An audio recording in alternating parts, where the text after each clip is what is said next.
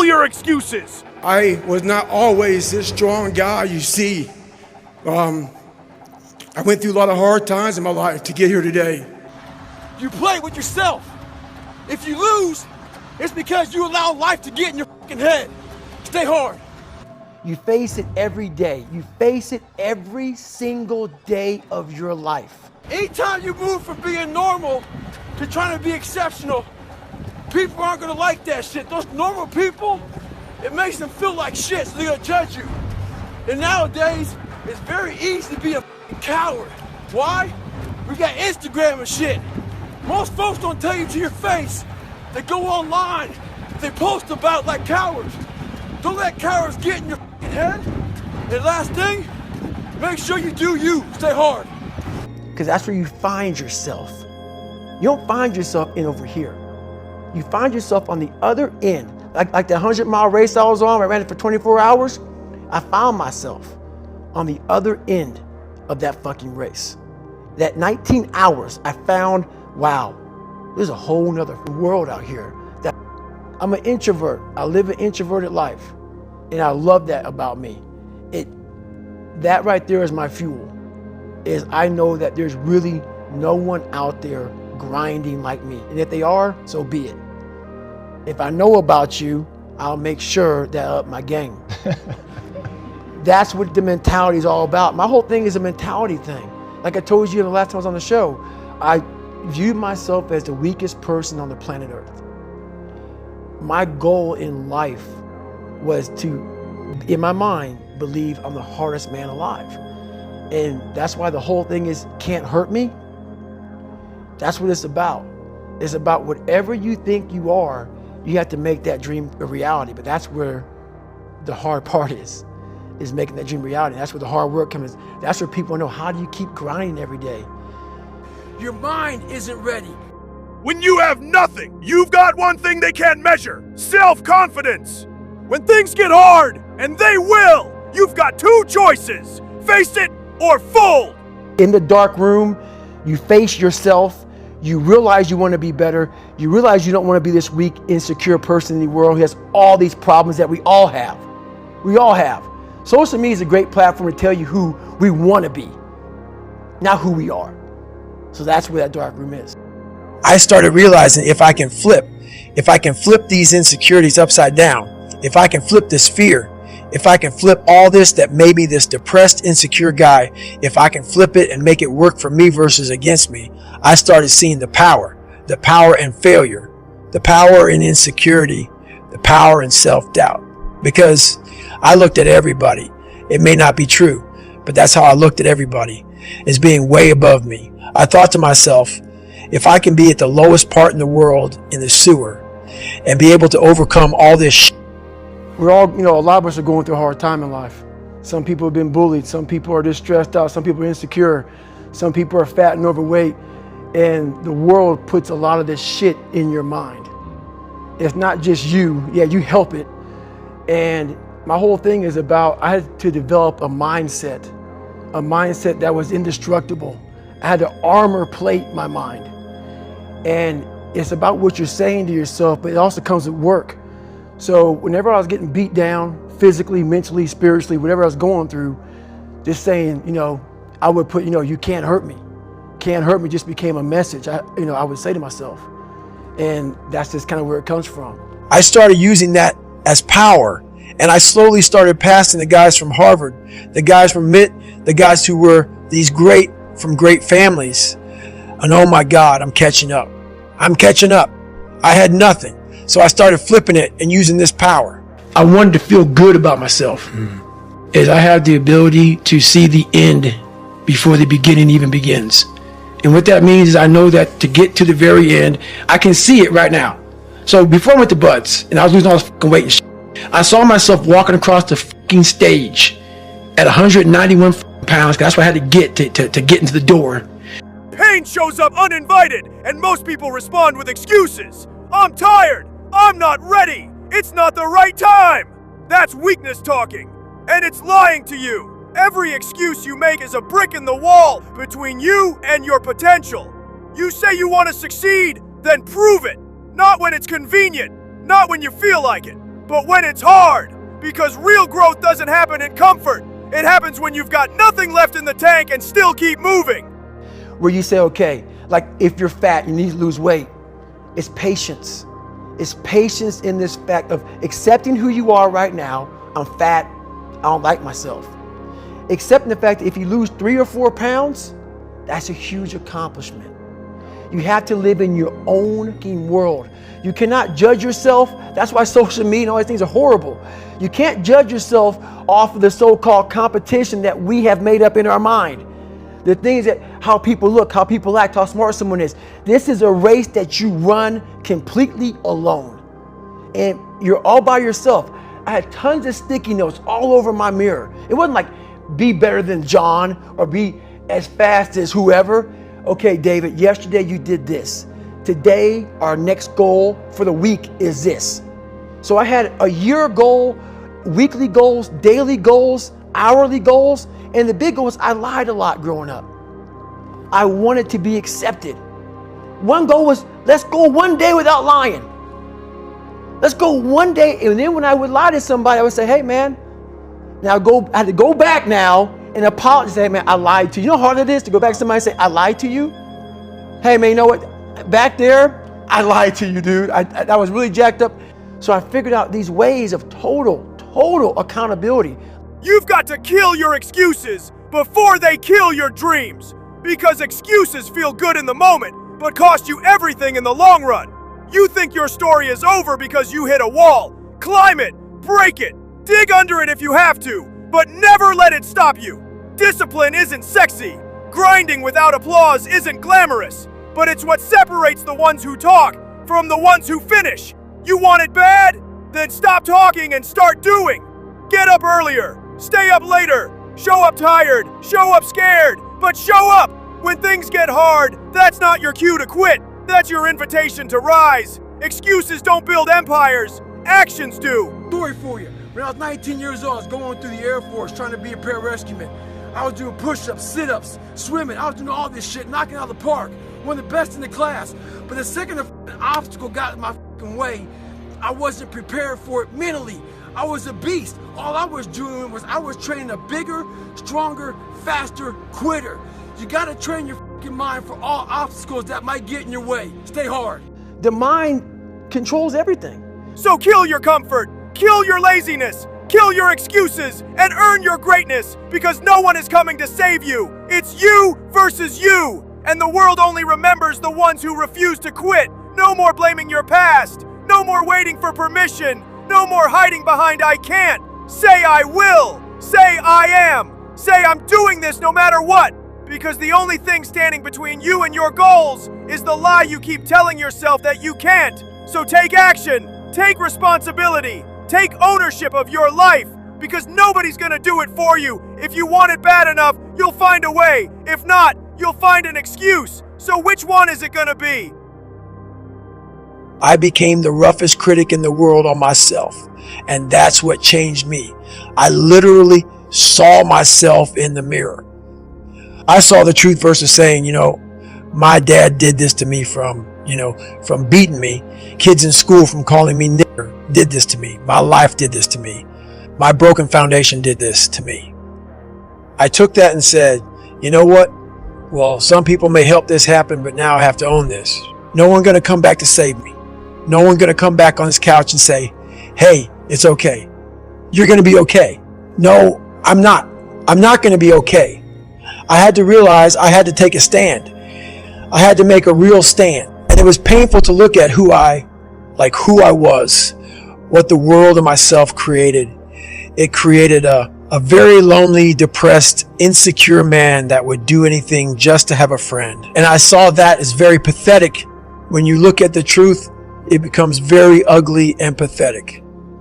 I would call this guy up at almost every night about 10:30, 11 o'clock at night and give him an update.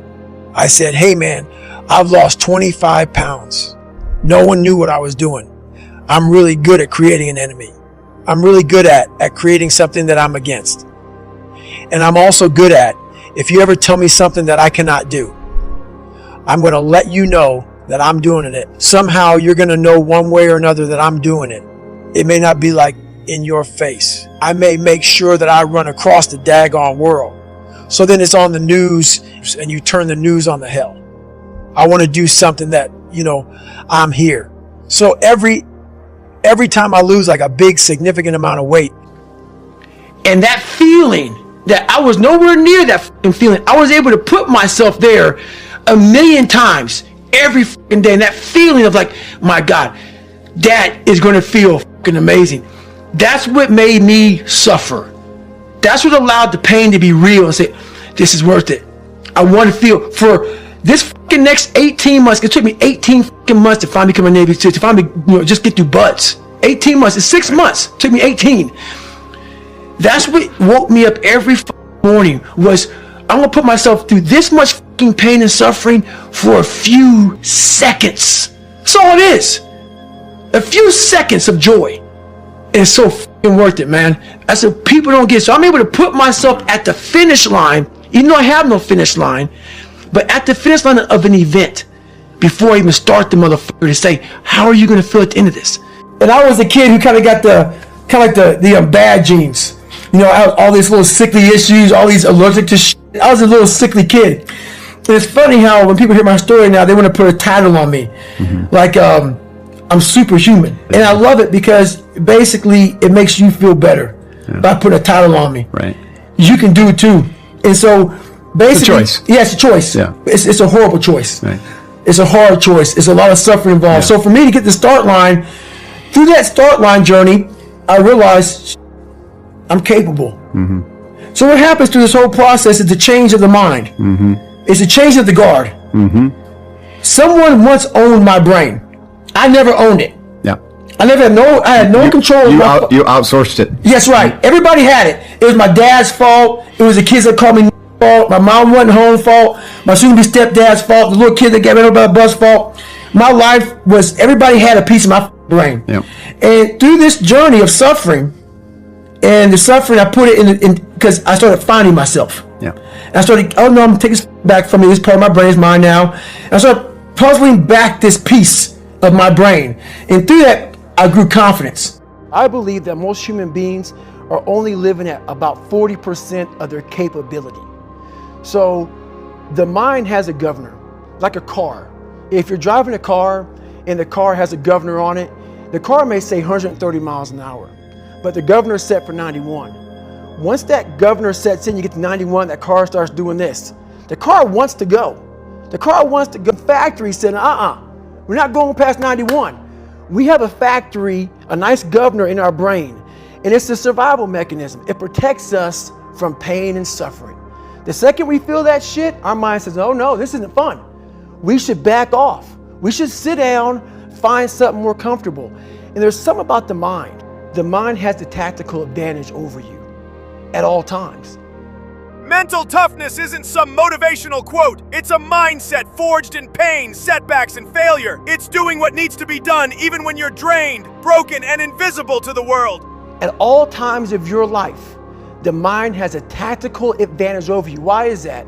It knows what you're afraid of. It knows your insecurities. It knows your deep, dark lies. It's saying, I don't give a damn how I feel, I'm getting it done. Most people crumble when things get uncomfortable, but the mentally tough, they don't flinch. They don't negotiate with excuses. They don't wait for perfect conditions. They grind through the storm. And it starts to push you away from that shit. It pushes you in a direction that is comfortable. The mind controls everything. Life doesn't get easier. You get tougher. Every challenge is a test, and every test is a chance to sharpen your edge. So stop whining. Stop looking for sympathy. No one is going to hand you resilience. You build it every damn day. If you want to win in this life, you better toughen up, because soft minds don't survive in a hard world. So what I realized was that when I was growing up and I was 300 pounds and I got all fat and I got all insecure, I realized that my mind kept taking me in this direction. When things got uncomfortable for me, when I was facing my insecurities, I was facing my fears, my mind said, oh no, we have the tactical advantage. We need to get you, separate you from this feeling over here. Life's all about feelings. We want the happy feeling. We don't want that feeling of this sucks. You don't make decisions. Your feelings do. And that's why you're weak, why you're stuck. Why am I here? And you don't have any, so you can't answer those questions, so you leave. I started realizing that if in that moment you can answer those up questions and you are now in charge of your brain versus your brain ruling you, that's where all that stuff comes from. So People is fucking deciding based on feelings, not facts. You don't fail because life's hard. You fail because you listen to the wrong voice in your head. Not the one that says work, the one that says, I don't feel like it. That's the voice running your life, and it's ruining you. So the 40% rule is all of that. You get to 40%, your brain says, we're done. Let's roll, man. This is starting to get painful. This is uncomfortable. So you sit down. You have to figure out ways, and everybody's different. That's how the book kind of talks about, like we all have these things about, 5 steps to this and 4 steps to this. It's a lot more than that. That's all bullshit. It's a practice that you have to, it's a habit. So if you know that at 40%, I'm feeling pain. At 40%, I'm feeling pain. That's where the 40% rule kicks in. When you're going through tough times, remember, pain is temporary. It may feel like it's going to last forever, but it won't. Every storm runs out of rain. Every wound eventually heals. And this season you're in right now, it's just that, a season. Now it starts. Okay, I'm feeling pain. My mind's saying all this shit to me. It's saying, get out of here, run, flee. The fight or flight kicks in. Okay, we're done, we're not good enough. It starts telling you all these things. You start to believe it because the mind controls all. This is the time where you have to gain control back of your mind. It's okay, let me see if I can go 45%. And then once you start giving yourself more and more hope and start realizing, okay, the mind starts to be, okay, what are you doing? We're supposed to be going right and you're going left. You start then controlling your mind. Start finding more in yourself, and then it goes from 40% to a lot further than that. But that's the start of it though. Get to the spot where your mind is saying stop. Wherever that is, you gotta get there first. And then that's when that shit starts to work for you. You gotta control yourself in that moment. People make decisions based on how they feel, not what's true, not what matters, not what builds a future. I'm tired, skip the gym. I'm stressed, eat the junk, drink the bottle, scroll for hours. I'm scared, don't send the email, don't start the business, don't ask her out. Feelings aren't facts, they're chemical storms in your brain, shaped by sleep, hormones, dopamine hits, and yesterday's failure. And you're letting them call the shots. You think winners are fearless. No, they feel the same fear, fatigue, doubt, but they act anyway because they know emotions lie. You may be hurting, you may be tired, you may be wondering how much longer you can take it. But I promise you, there's something waiting on the other side of this pain. Growth, strength, a version of you that can't be broken. Pain isn't here to destroy you, it's here to develop you. You've got to stop thinking this moment defines your life. It doesn't. It's just a page, not the whole story. So the first thing about it is, once you realize it, and you have to realize it, you gotta call yourself out. Addressing it is very small. It doesn't go from like one morning this way, next morning I wake up and presto, 5 steps to greatness. No, it ain't that, brother. Greatness doesn't come to those who wait. It comes to those who outwork, outlast, and outbleed everyone else. You read my book, this is hard work. It's every day, like right now. I had to be honest with you, man. I'm even shaking right now being on this show. I'm a big time introvert. How you address it is you face it. What the hell am I even doing? When you have nothing, you've got one thing they can't measure: self-confidence. It's not about money, not about fame, not about who you know. It's about what you believe when there's no one clapping, no one watching, no one helping. You look in the mirror and say, I got me. That's the fire, that's the edge, that's the foundation. When the world sees zero, you see potential. You want change? Start here. You are the reason your life looks like this. Not bad luck, not unfairness. You. The choices you made, the work you didn't do, the standards you accepted. Accountability isn't a feel-good word, it's a gut punch. It's looking at your failures and saying, yeah, that was me. No defense, no escape, just truth. Because until you own it, you can't fix it. No one's coming to rescue you. No mentor, no viral moment, no magic break. You don't need luck. You need the guts to admit you've been weak, lazy, distracted, and then fix it like a man. Like right now, I had to run this morning before I talked to you, because why? That's what I'm about. I'm about mind, body, fitness. A lot of folks talk so much shit about, hey, I'm gonna change your life. I'm gonna do this, I'm gonna do that. Are you accountable for what you're doing? Are you accountable, and I mean to the T, for what you're saying? I am.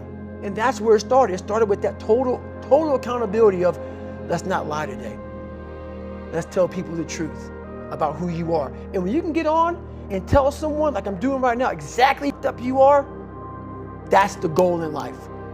To put your life on a billboard, on the busiest road, in the busiest highway in the world, and say, this is how I used to be. Take it or leave it. You move. You grind with vision. You suffer with purpose. You sacrifice with discipline. And you stay locked in because you know what's coming on the other side. It's one of the biggest things in the world. A lot of us, mediocrity is everywhere right now. And we're all trying to find an easy way out. And we're judging ourselves. Let's say there's 10 people in this room and we're all mediocre. But I'm the best of the mediocre people. I now think I'm great. I'm great. We surround ourselves around people that make us feel great. They tell us what we want to hear. The second we put ourselves amongst the uncommon people, we don't like that feeling, that challenging feeling of that person who's waking up at 3:30 in the morning and say, hey, put your shit on, we're going for a run. We don't like that challenge. We like that person who says, hey, you know what, man, I don't feel good today, man. And they say, oh, it's okay, brother. Take a day off, maybe get a pizza and shit, watch the game. We like that. We love that feeling. Why? Because you understand, man, we're good, bro. We don't want fuckers like this. Hey, man, no, bro. Get you on, man. Stop being a punk. We don't want that in our lives. We don't want that person who's constantly challenging our weaknesses. We want that person who's constantly, making us feel nice and good and secure in ours. That's the mediocrity of life. We want to be the best amongst the average people. The 1% mindset isn't about being better than others. It's about never settling for average. Most people want results. The 1%, they obsess over the process. Day in, day out, no shortcuts. A 1% mindset outworks talent every single time. Discipline is the language the 1% speaks fluently. They don't need hype. They don't wait to feel ready. They move because discipline demands it. People wonder, how do you stay hungry all the time? Because after I accomplish something, I don't sit back like a lot of guys who graduate buds, graduate this, graduate that. They get comfortable. They wonder why I'm getting weak, man. I don't know, I lost my edge. What's going on? Because once you hit the top of the mountain, guess what happened? I'm good. I'm good, so you wonder why you're falling down now. Because once you reach the top of the mountain, you got to build another one. That's mediocrity. There's a lot of people in mediocrity who have a nice resume, but they're one-timers, man. They hit a one-time deal, they busted it open, got a lot of money, but they're good. You're mediocre now, man. Greatness isn't born, it's built in the dark. One painful choice at a time. You don't become great by avoiding failure. You become great by refusing to stay down. What are you doing today, tomorrow, the next day? That's why I'm listening to theorists. I don't listen to all that bullshit. I'm this fucker who's like this, man. What's wrong, man? I'm tired, dude. Why are you tired? Because tomorrow, I gotta do looking shit again, man. Whatever the shit is that made me fucking nauseous and sick to my stomach, it made me hurt. There's no ending. And that's the person I listen to. That's the person who's gained knowledge. You gain knowledge through suffering. And on the other end of suffering is a world that very few have ever seen. It's a beautiful world. You want to be great? Then suffer. Bleed for it. Cry for it. There's no other way. The truth is harsh. Every champion you admire, every millionaire you envy, they suffered more than you can imagine. Suffering is not the enemy. Comfort is. Comfort keeps you average. Not getting civilized is about having a savage mentality. Civilized is something where people, it's a comfortable world. Most people don't make decisions based on logic. They make them based on feelings, and that's why they stay broke, stuck, and invisible. You feel tired, so you skip the work. You feel overwhelmed, so you procrastinate. You feel like quitting, so you quit. That's why you're losing, because you're letting temporary emotions dictate long-term outcomes. Facts don't care how you feel. Discipline doesn't care if you're motivated. The work needs to be done, period. You think successful people always feel like it? They don't. They just act. They execute when it's boring, painful, and inconvenient. I'm civilized. The worst thing that could ever happen to any human being is they become civilized. It's that total accountability. Like even when you retire, there's a motherfucker looking at me and judging me right now, man. I was the baddest person to ever live. It doesn't go away, man. You gotta wake up, even though you retired, you never retired. You're setting the example every single day of your life. And being civilized feels so good, but I'm sorry, man. Once you get to the top, you may retire, but you ain't never coming back home, man, because now you're judged. People see you falling off.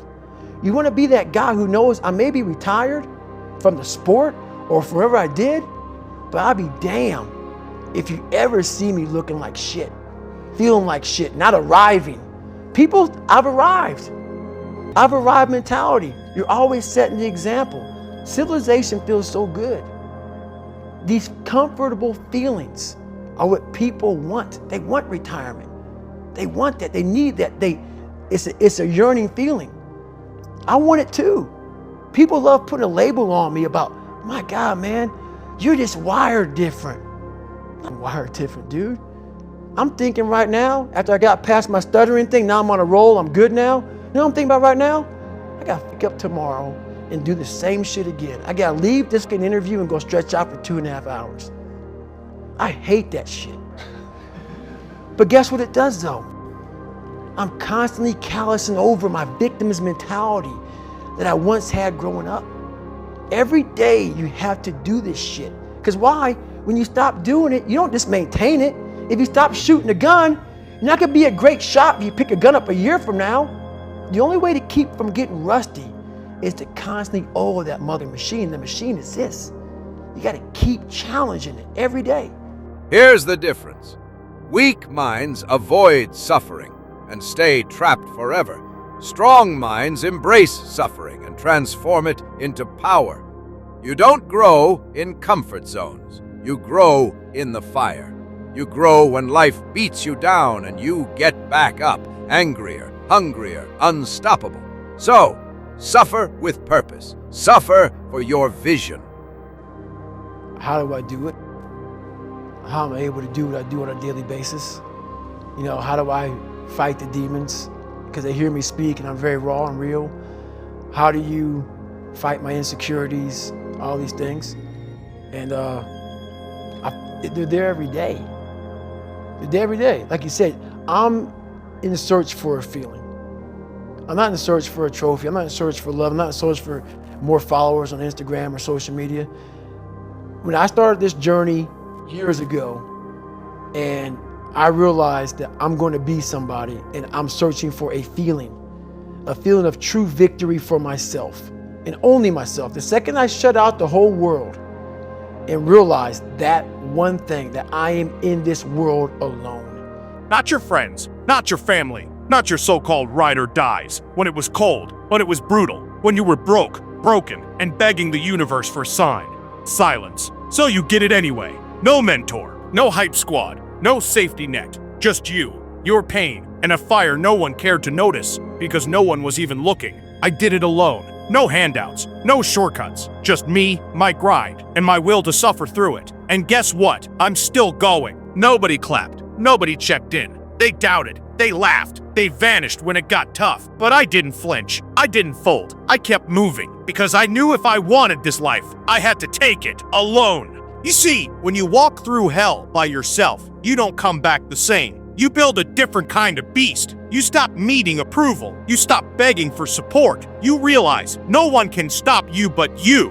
Most people quit when they feel lonely. That's why they stay average. But me? Loneliness became my fuel. The silence sharpened my focus. And now, I don't keep going because I have to. I keep going because I know exactly how dangerous I've become. I built myself in the dark. Now, I'm coming for everything they said I couldn't have.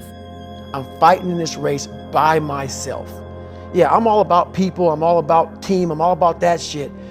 But I'm really all about right now and in my life, just like you said, no one knows the real truth about me, how hard I really go. I don't care if anybody knows. I don't want anybody to know. Because the ones who suffer the most win the most. This is the game. Pay the price. Stop praying for an easy life. Start building a strong character. The most powerful version of you is waiting on the other side of the suffering you're avoiding. Now ask yourself, are you suffering the pain of discipline or the pain of regret? Because one of them is coming for you either way. You have to make those insecurities, those fears. Like when I was 300 pounds, I didn't have any drive. I'm gonna go be a Navy SEAL. What kind of stupid shit is that, 300 pounds? There wasn't like a drive to go be a Navy SEAL. I was an insecure, lying kid, afraid. I had to look at my insecurities and in my fear and find drive in that. We're all looking for passion. Passion's all around you. You have a whole stack of it all around you. It's your insecurities, all that shit. You gotta dive deep into that shit. It's all in there. All the energy and fuel you need is right in yourself. It's all there. You got a lot of stuff to do to overcome. And that's where I found it. I found it right there in my own insecurities. I found drive in my own insecurities. And that's the most powerful thing in the world. When you can find drive in your own doubt, fear, insecurities, you become very unstoppable. Kill your excuses! When things get hard, and they will, you've got two choices. Face it or fold. Pain shows up uninvited, and most people respond with excuses. I'm tired. I'm not ready. It's not the right time. That's weakness talking, and it's lying to you. Like your biggest enemy, the most important conversation you will ever have in your life is the one you have with yourself. You wake up with it, you walk around with it, you go to bed with it. Eventually, you're going to act on it, whether you're good or bad. You have to. That's why the whole thing about this book I have, it's about you. It is about you. It's strictly about you finding who you are. So many people die, live 100 years, never know who they are. Never know who they are. You have to look in that mirror and know there's so much more in here, man. Because I can literally right now be a 300-pound guy spraying for cockroaches still to this day. If I did not look in that mirror and say, there has to be more to this. This can't be it. And then willing to go into it, dive deep into it, and give all I have to find it. So that's what all that's about. It's knowing the gap between where you are and where you want to be is only filled by action. No distractions, no excuses, no shortcuts. Just focus, belief, and straight up hard work.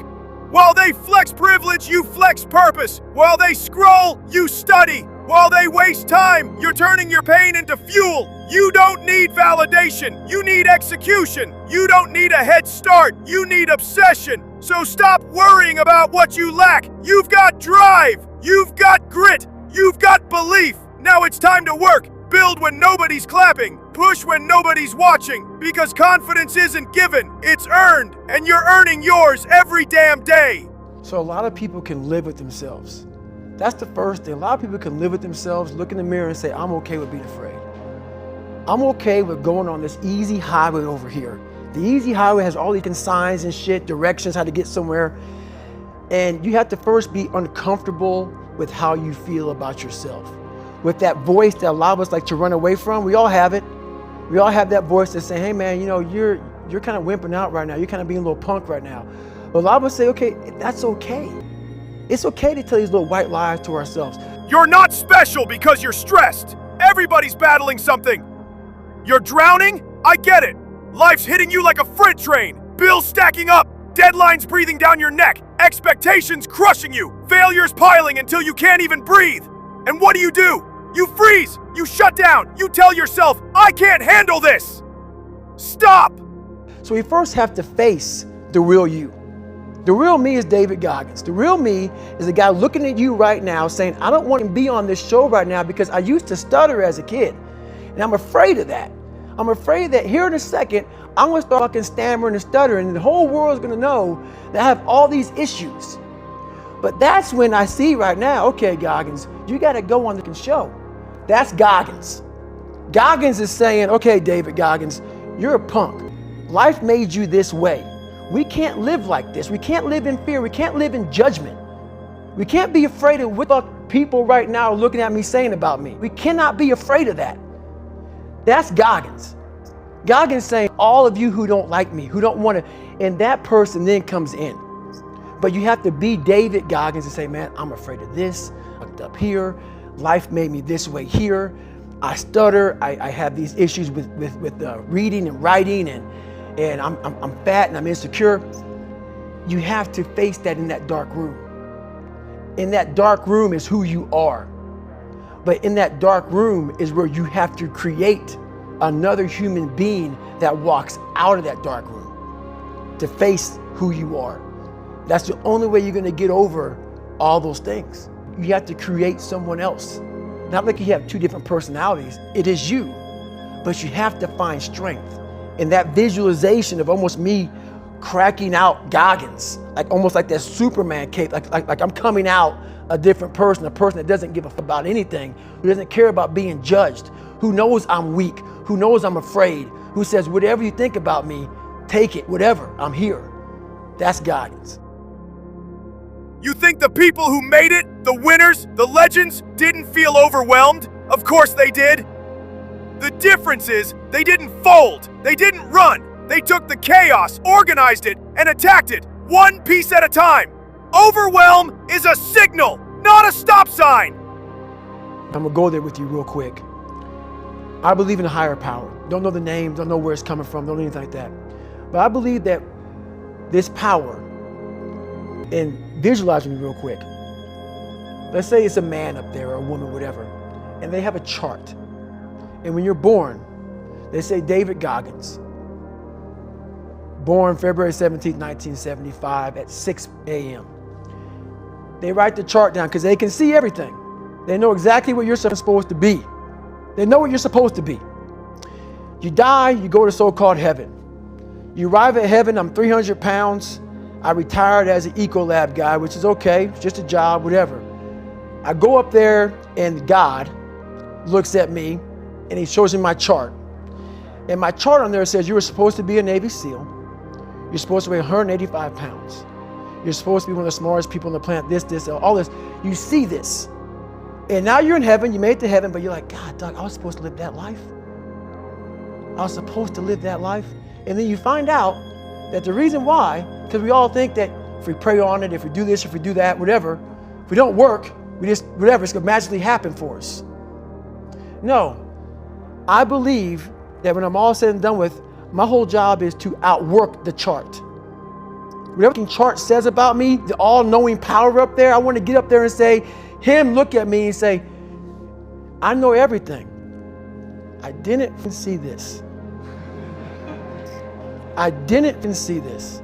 I want to feel that. I want to get to the other end of this world, and however I'm being judged, whoever's judging me, to look at me and say, I did not know. I had you at 185, I had you at this, but all this other shit, I was riding as you were living it.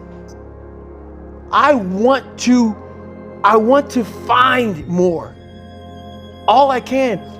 And in that sack of shit, you have to dive in that to find more. Because if you're not willing to go in there and face yourself, you're not gonna find anything. You're gonna live right here on surface, man, right here on surface. So if there is an ending to this world and there is somewhere to go and there's a judgment, you're gonna get there and you might see a chart. And that chart may tell you who the should have been. And now you get the rest of your life to think about that. Man, I could have lived a much better life if I just would have just suffered a little bit more. If I just would have went in that shit and realized I had so much more. But fear and the 40% and living here versus living here, being afraid, stopped me. It's life asking you one brutal question. How bad do you want it? You can drown or you can swim. You can panic or you can plan. You can cry about how unfair it is. Or you can decide right now that this storm won't break you. Pressure is the privilege of those who are in the game. So embrace it, fight through it. Let overwhelm be your fuel, not your funeral. So I'm a big guy in visualizing. I'm a big guy in making a world. It may not exist. To me, it does. To me, it does. And I'm overpowering myself every day. And you gotta find tools to do that. That's the tool that I use.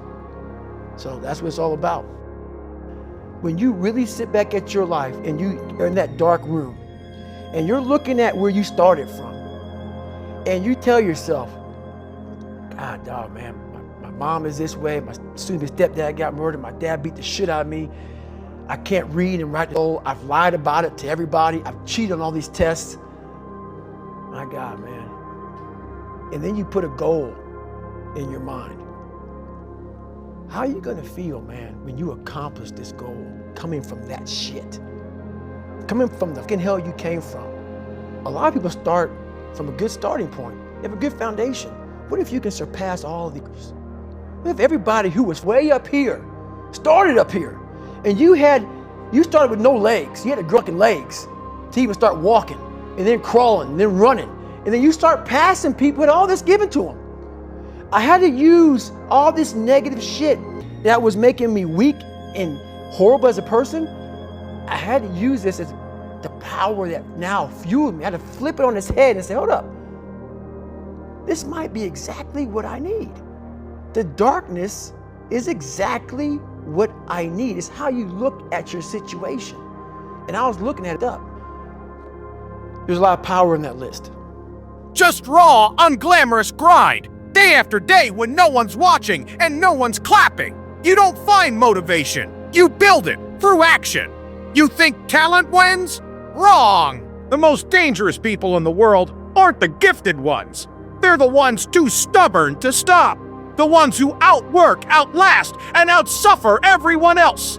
So in that list of who you are, what makes you all these other things, it goes back to, once again, accepting. You have to first accept it before you can fix it. A lot of people walk around, oh man, I'm good. I'm good. No, you're not. You have to accept what you're not. You have to, and people don't want to do that. That's the only way you can fix it. You have to accept it first before you can go on the journey.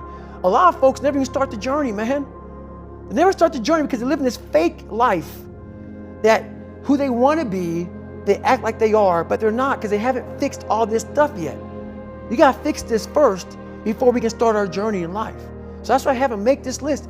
You fix these problems, now your journey can begin because you no longer care about how people are judging you. When you care more about how someone's judging you, you're going to stay right there. There's no forward momentum. So that's the whole thing about that list. Right. This isn't about being perfect. It's about being unbreakable. When you fail, you rise. When you bleed, you fight. When the world tells you no, you scream. Watch me. Dude, the clock is ticking. The competition isn't sleeping. Will you be relentless, or will you be forgotten? The choice is yours. Now, get to work. You're not the smartest person in school. I had that issue. So my big thing was how I addressed that problem was I had to sit down. Each thing that is wrong with you has to be a focal point. You can't look at this gigantic list and say, I gotta change all this shit. My God, this is crazy. No. You take off the first one, I wanna be smarter. For me, that was my thing. I have to become more intelligent. I have such a severe learning disability, man, I can't retain shit.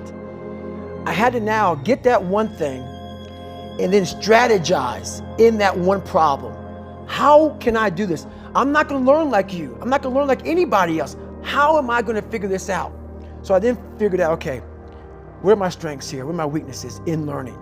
All right, man, how am I gonna do this? And I figured out a way to do it by just strategizing. So how I learn to this day, if I have a big manual to study, I will have to get a bunch of spiral notebooks from the daggone store.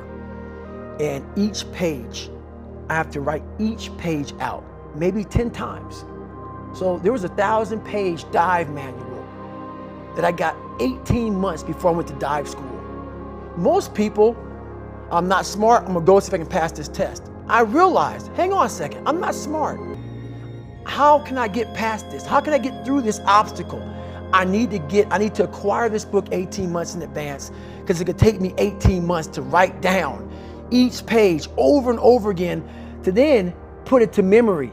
So when the question came up, I had written that question so many times down on paper that I can recall, okay, page 71 was where I remember seeing this, and I can recall it that way. And that's how I did it. So you gotta strategize on each problem you have in life. Slowly break down that problem. Don't think about all the problems you have, just one at a time. And before you know it, you fix all these problems, but you cannot focus on all of them. Just on the one thing at a time. Greatness doesn't wear a crown. It wears calloused hands and tired eyes from years of unseen work. Comfort? Comfort is the enemy of greatness. Extraordinary lives are forged in relentless discomfort. Greatness isn't loud. It's the quiet, brutal consistency of showing up when no one's watching, when no one claps. You don't find greatness in applause. You find it in the struggle, the sacrifice, the silence. Greatness isn't about being the best. It's about being better than you were yesterday. It's not talent that defines greatness. It's the obsession, the grit, the refusal to quit. Greatness is earned, alone, in the dark, while the world sleeps. Every time you make a decision based on feelings, you trade your future for comfort. You delay your goals for a cheap dopamine hit. If you want to win, you must detach feelings from actions. Make decisions based on facts, on discipline, on what needs to be done, not what feels good. Stop being emotional. Start being lethal.